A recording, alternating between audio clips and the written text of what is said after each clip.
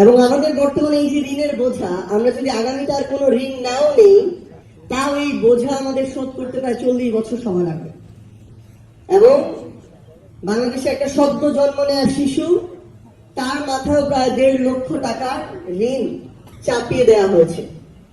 বাংলাদেশের মানুষের উপরে, দেশের উপরে একটা বোঝা হিসেবে অবতারণ করা হয়েছে। ঘটনা 2, আমরা আদানি নিয়ে একটা বিশাল আলোচনা আমরা দেখেছি কিছুদিন আগে, কয়েক বছর আগে, যাকে নরেন্দ্র মোদীর কেশিয়ার বলা হয়। তো আমরা দেখলাম যে আদানির সাথে বাংলাদেশের একটা চুক্তি হলো। ভারতের বিখ্যাত সাংবাদিক পরাঞ্জয় গুহঠাকুরতা, তিনি তার একটা লেখায় বলছেন যে এই যে চুক্তিটা হলো বাংলাদেশের সাথে আদানির, এটা যতটা না বাংলাদেশের জন্য অতি জরুরি, তার চেয়ে বেশি হচ্ছে মোদীকে খুশি করার চুক্তি। এবং তার চেয়ে বেশি হচ্ছে শেখ হাসিনা বাংলাদেশের ক্ষমতায় টিকে থাকবে, এই টিকে থাকার ফিটা আদানির মাধ্যমে মোদীকে পাঠানো হতো, যেটার আরেকটা নাম ছিল ক্যাপাসিটি চার্জ।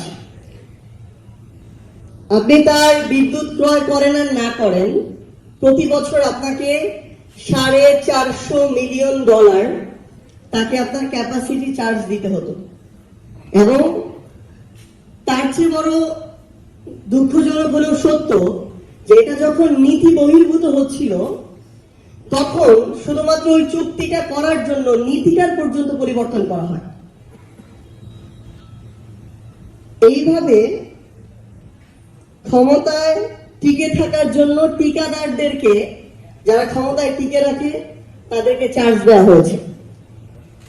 আমরা যদি আরেকটা পরিসংখ্যান দেখি, ভাই একটু আগে বলেছিলেন 2009 সালে আমাদের ঋণের পরিমাণ ছিল 2,76,000 কোটি টাকার মতো, যখন আওয়ামী লীগ ক্ষমতা আসলো।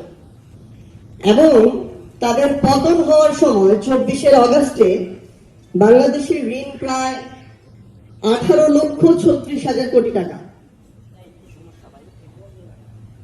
যেটা প্রায় 6 থেকে 6.5 গুণ বৃদ্ধি পেয়েছে এই অল্প কয়েক বছরে।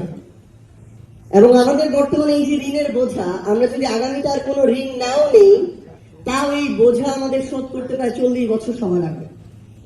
এবং বাংলাদেশে একটা সদ্য জন্ম নেওয়া শিশু, তার মাথায় প্রায় 1.5 লক্ষ টাকার ঋণ চাপিয়ে দেওয়া হয়েছে। আরেকটা ঘটনার দিকে যদি আমরা লক্ষ্য করি, আরেকটা পরিসংখ্যান, পাচার নামক লুটপাট। আমাদের বিগত 16-17 বছরের এই ফ্যাসিস্ট রেজিম তাদের সময়ে পাচার করেছে প্রায় 11 লক্ষ কোটি টাকা, যেটা দিয়ে 35-40টা পদ্মা সেতু নিমিষে বানানো যেত।